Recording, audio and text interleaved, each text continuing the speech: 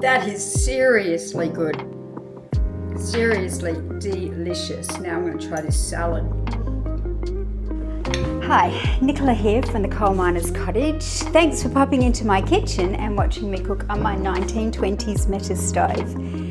Today I am cooking Thai fish cakes. I have got it written down exactly what I'm going to be cooking. I'll be cooking Thai fish cakes. I'm doing it with a cucumber relish and an Asian salad, and also with one of my favourite condiments, Thai sweet chilli sauce. I haven't lit the fire today. What I thought I might do, because I didn't need to heat the oven for any of this dish, I thought what I would do is go through the process of how I actually light the fire with you as well. So let's get started. So I have a lot of ingredients. Vinegar, salt, salad, just all of the vegetables and salad ingredients and the fish. But as far as the ingredients go, I have got 300 grams. This is not 300 grams, but it says 300 grams of fish. This is bassa, and I'm pretty sure bassa is a catfish. And we have, I'm using red Thai paste. This is excellent. Eggs, it says for 1 egg, but I have 3 because it's about 3 times the amount that I'll be using. Fish sauce, palm sugar. I've grated it. It calls for 2 tablespoons. That's what it looks like, and I've just used a grater to grate that up. That's the packaging. Kaffir lime leaves. I just had a coughing fit. I don't know, something got in my chest. Anyway, back to where I was. I've got kaffir lime leaves, which I have finely shredded, and that called for 6, and I just did a whole bunch of it. And 2 tablespoons of finely chopped up green beans, but obviously that's more than 2 tablespoons. Now, I really like the green beans in the Thai fish cake, so I've done a little bit of extra. And I've also, because I'm using coriander in the salad, I grabbed the root off the coriander stem and I've just bashed that and chopped it up, and I'm going to put that in with the fish when I've put that through the blender. Oil for frying. So that's everything that I need for the Thai fish cakes. Once the fish cakes have been made and blended, I'm going to put them in the fridge. They need to probably go in the fridge for about, I would say, 45 minutes to cool them right down. So I'll get the fish ready to go into my food processor over here, and I've got the other ingredients. I will just mix them all together and put them in with the fish. Okay, so I'm going to use this whole can of red paste, and then we want the palm sugar, which I have grated, and the fish sauce, 3 tablespoons. I've got my tablespoon measure over here. Okay, so that's the fish sauce. Okay, so that's all nicely mixed up. Okay, so that's all into the food processor. I'm going to pulse that. Okay. That took about maybe not even 30 seconds. We need the egg and the curry paste, the root from off the coriander, and I'm going to sprinkle that in. And then I'll put this mixture in as well. I want to make sure I get all of that. I might just pound that a little bit first before I put the eggs in. And just push it down a little bit because there's lots of fish that's come up. I'm not going to say it looks delicious, but that looks right. And now I'll put the eggs in. And I'm going to pound that again for maybe 30 seconds. Make sure I've got everything off the bottom so that it's all mixed in. That looks pretty good to me. Okay, can you see that? And all up, that was 20 seconds. How efficient the food processor is. Okay, so now what I'm going to do is refrigerate that. Okay, so I'm going to light the metas, and there is a bit of a mess in there, but normally what I do is I just get 2 pieces of wood and I just push all that out of the way. I'm not cleaning it today. And I just put them there at the side. And then I stack these into a little bit of a grid and put 4 up like that. And I do 1, 2, 3, I do 4 layers normally. And then the last layer, I just do 3 pieces of wood like that. And then what I do is I pull this forward. I pull this as far forward as I can get it. And like that. So that it's on this, so when I close it, it's close to this grate there. I get 1 little fire lighter. 1 piece is all I need, about that big. And I just sit that right there so that when I close it, it sucks all the air in from the grate under here. I'll open this, make sure I open that. And then I light that fire lighter.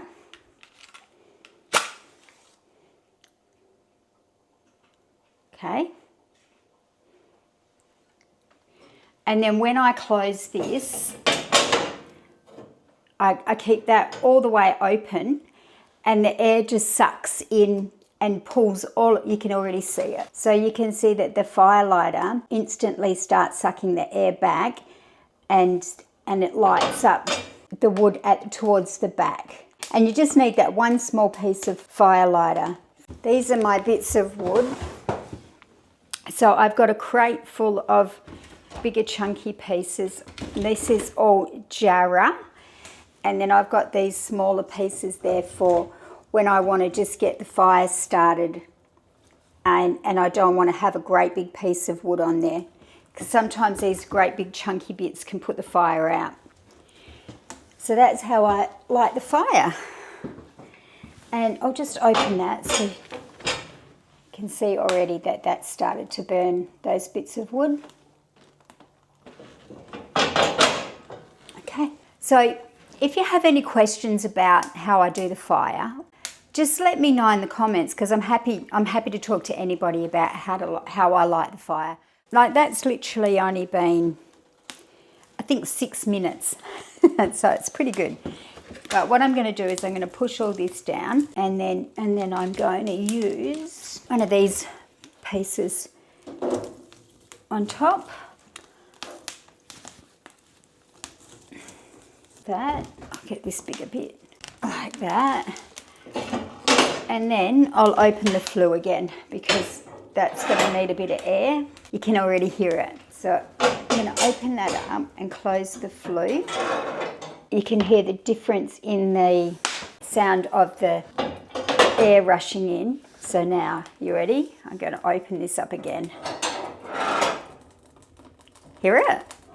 What I actually want is lots of coals, because I think I'm probably going to use the wok and take that whole square off. Okay, so I'm ready to start making the condiment. I do need a saucepan, so I've actually got to wait for that to heat up anyway. I'd forgotten that. But what I actually did want to tell you is I went to the Margaret River Food and Wine Festival one year with my friend Chris, and David Thompson was there, who is the author of the Thai fish cake recipe that I'm doing. And he, I'm sure if you're into Thai food, I'm sure you've heard of him.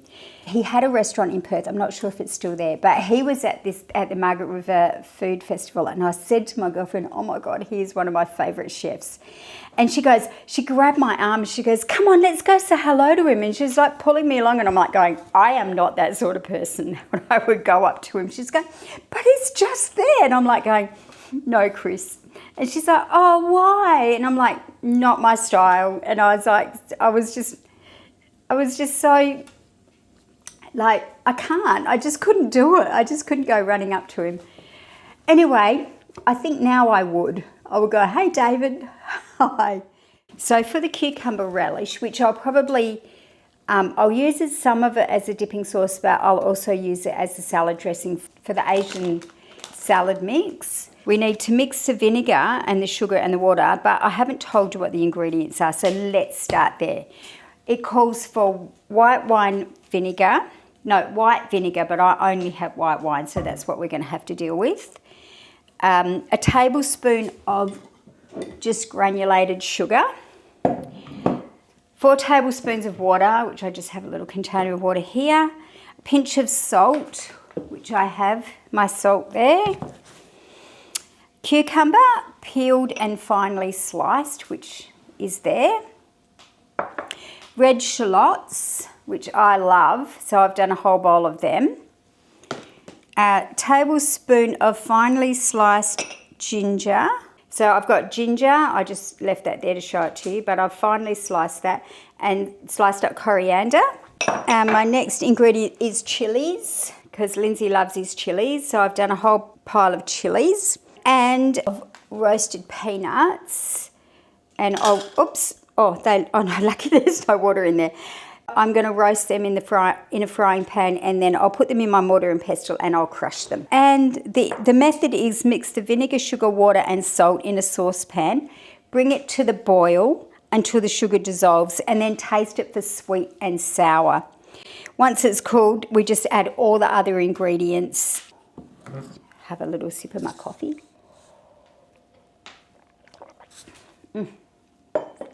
Yum. Actually, don't know if you watched my last video, one of my last videos, the chocolate muffins that I made. Well, I made my own coffee essence, and I'll show it to you.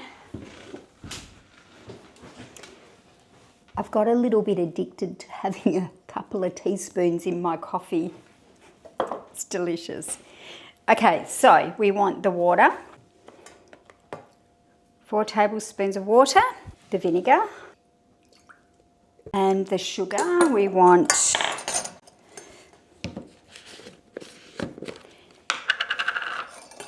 3 tablespoons of that's salt.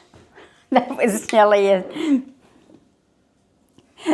nearly a stuff up. I nearly used 3 tablespoons of salt instead of sugar.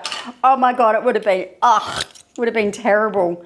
Okay, so 3 tablespoons of sugar. A lot of sugar. The Thai cooking does call for a lot of sweet food, sweet, sugary, palm sugar.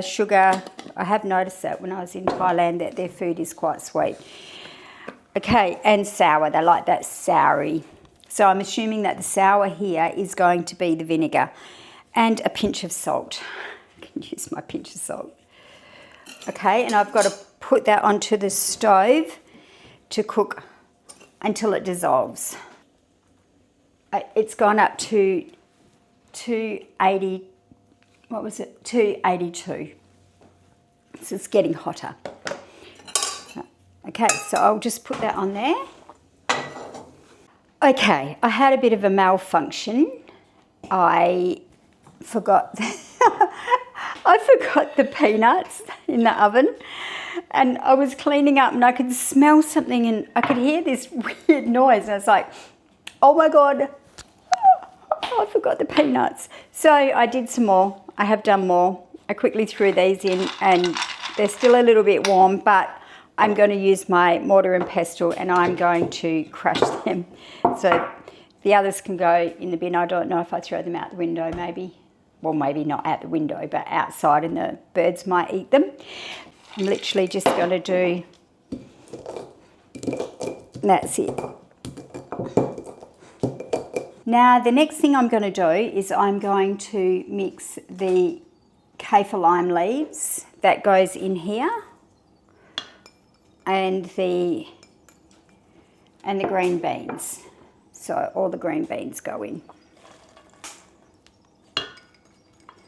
Okay, and I'll just mix that in. Okay, and now that I've done that, what I'm going to do is I'm going to get wash my hands, and then I'm going to get the frying pan on and get some of that peanut oil. Some peanut oil in the frying pan to heat up, and we're going to start cooking them. The mixture is very wet. So what I'm going to have to do is make sure that I keep my hands really wet with some water so that the mixture doesn't stick to my fingers, and as I put them into the frying pan, I'm just going to have to try to mold them as best I can. So I'll get a bowl of water, get the frying pan on, and we'll get started. Okay, so I'm going to take this one out. The fire is super hot. It's so hot. I am actually boiling. I'll get this on. So we've got the wok on, and now I'm just going to put some peanut oil in there to get that heated up, because these need to, they're supposed to deep fry, but I'm just going to be shallow frying them in this. Okay, I have done a bit of a practice one, and it looks good. I just wanted to make sure that this was going to work before I went and thrusted myself into doing this. So what I've done is I've got a bowl of water. You're probably wondering, how did she do that? But my kitchen bench is on wheels, so I can move it wherever I want, which is really cool. And that's what I've done, so that I can keep an eye on everything on the stove, and that you've got a good angle to see what I'm doing as well. And I will quickly show you the one that I've already done. So that is in, frying away. I think that the stove could be a little bit hotter. So I'm just wetting my hands, and I'm picking up a little bit of the mixture and forming it into a little disc like that. And then I'm using this. So I'm putting that on there. Now I'm hoping that you can see me. And then I'm just sliding that into the oil. I've also put a little bit more wood on the fire because it had dampened down a bit. Look how hot I am. I'm sweating. I'm going to admit I have tasted one because I needed to know if it was cooked. It wasn't quite cooked, so I'm just going to give it a little bit extra. Tastes delicious. Absolutely delicious. It is actually really, really super hot. Might just close that down a bit so I can stop some of that heat coming out at my legs. Look how light and fluffy they are. I was just going to say, I remember having these. I mean, I've had Thai fish cakes a lot here in Australia and in Thailand, but I think the best ones I've ever had were at a place called Ampua, and it was a floating market. And the markets they're like on this river system, and you just walk along the edges of the river, and all these boats have they cook on the boats, and you sit beside the boat on the actual on the boardwalk, and then they just pass food up to you from the sides of the boats. It was amazing. It was one of the most amazing places I've ever been to.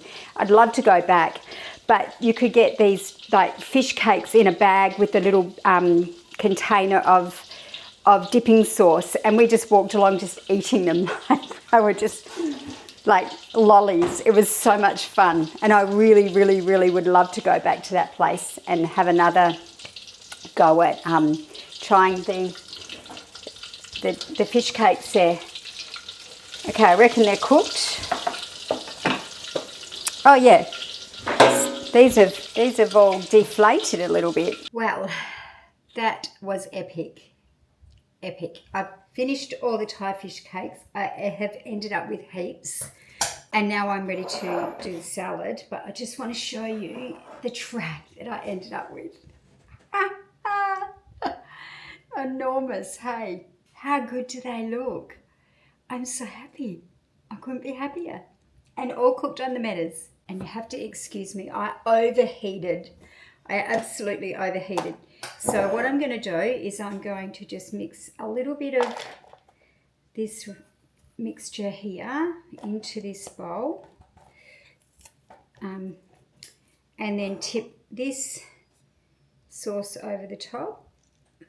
And that's our relish. I kind of feel like I should pound it a little bit in the mortar and pestle. It is delicious. It feels like it's missing something. I think it's missing a bit of fish sauce. So I've just put a couple of drops of the fish sauce in there, and So it has been a super epic day in the kitchen. I just got myself a little bit of coconut water because I feel as I need to replenish my minerals from all the sweating and the heat and standing in front of the mirrors all day. I've got all the doors, all the windows open because it's just so hot in here. That is so refreshing. Just push that into there. Doesn't all need to go in there. So all I'm going to do is just muddle it a little bit just to see if I can bring some of those herbal flavours out in the relish. Oh, that. Oh, that is really delicious. It's not really sour. It could do with a little bit more sour, but I'm not going to touch it. It is scrummo. So check that out. What an amazing meal. How good does that look? After that, I am now organised. So how good does that look? Amazing. Hey, I'm so happy with how that turned out. And the dipping sauce looks incredible. So let's have a taste. I can't wait to have a taste. Okay, so what I might do is, oopsie, just tip some of this over the top of the fish cake because, oh no, I'm just going to go in. I don't know what I'm thinking.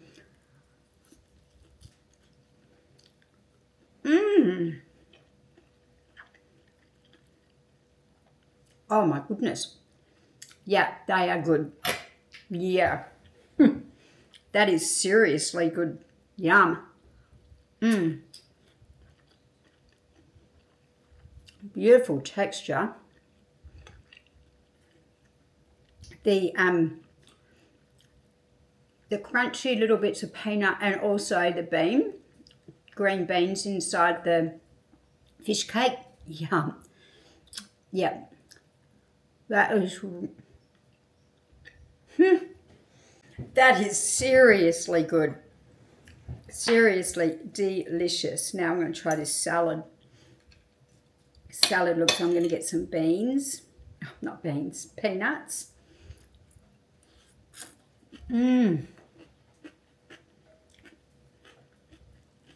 Oh yeah. Tastes delicious. Tastes like mango. I don't know why it tastes like mango. That is very odd. But the salad dressing with that salad is, I'm so glad I mashed it in the mortar and pestle because it's really brought the flavours out. I bet you by tonight it's going to be even better. Let me have another mouthful. I'm so sorry to be eating this in front of you. It tastes so good. Honestly, oh yeah, there's a bit of chilli. I'm going to try a bit of the fish cake. I'm going to dip it. And then I'm going to fork on some salad. Ready? Sorry, I'm actually hungry too, which is cool. Oh